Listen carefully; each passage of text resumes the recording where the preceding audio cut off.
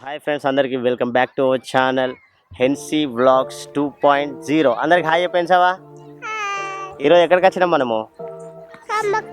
కొమరంభీం జిల్లా కాగజ్ నగర్లోని సమ్మక్క గద్దెల దగ్గరికి అయితే వచ్చినాం. మనము సమ్మక్క గద్దెలు దర్శించుకోవడానికి ముందుగా మనము తల్లికి మంచిగా స్నానం చేసి ముందుగానే స్నానం చేసి చక్కటి వస్త్రాలు వేసుకొని తల్లిని అయితే దర్శించుకోవాల్సి ఉంటుంది. 21, 22, 23 తారీఖుల్లో ఫిబ్రవరి ఈ తారీఖుల్లో మనకు మేడారం జాతర అనేది చాలా ఎలా అంటే అంగరంగ వైభవంగా జరుగుతుంది.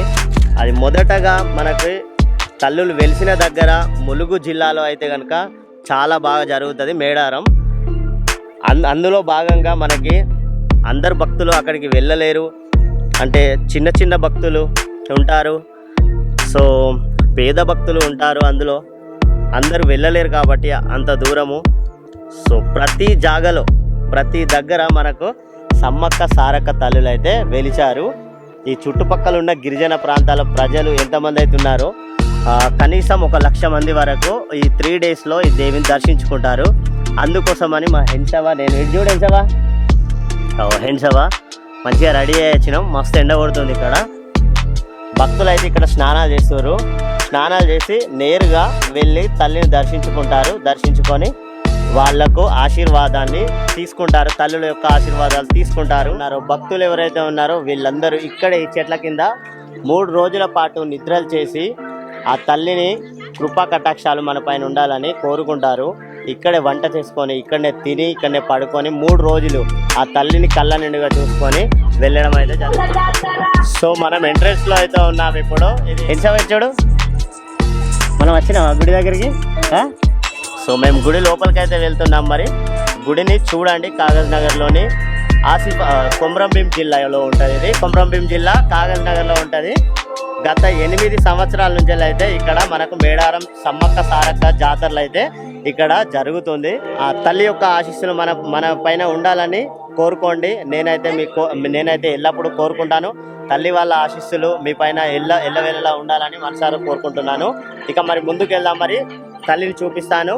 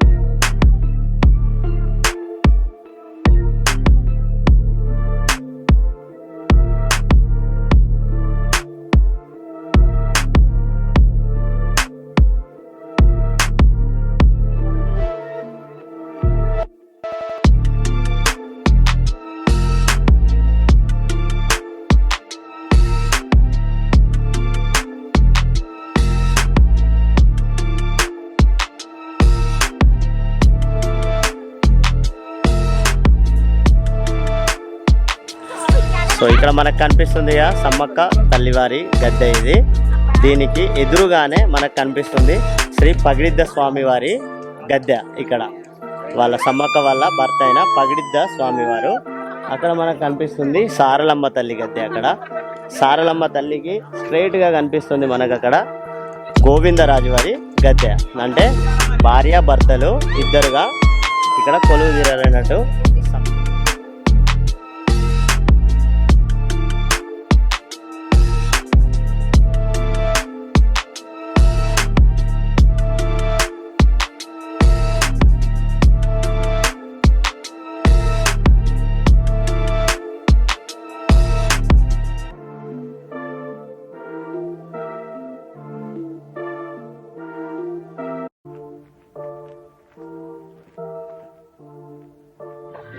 మా హెన్సెవన్ అయితే ఒక 2 రౌండ్లు తిరిగింది గుళ్ళో 2 రౌండ్లు తిరిగి నాతో యాదని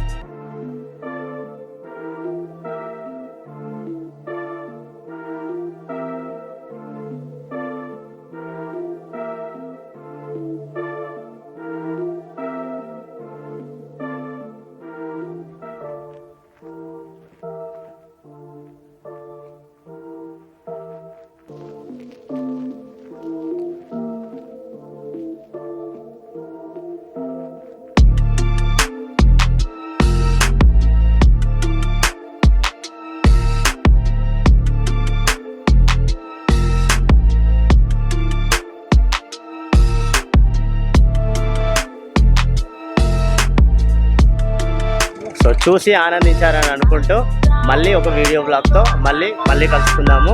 అంతవరకు థ్యాంక్ యూ, బై బై.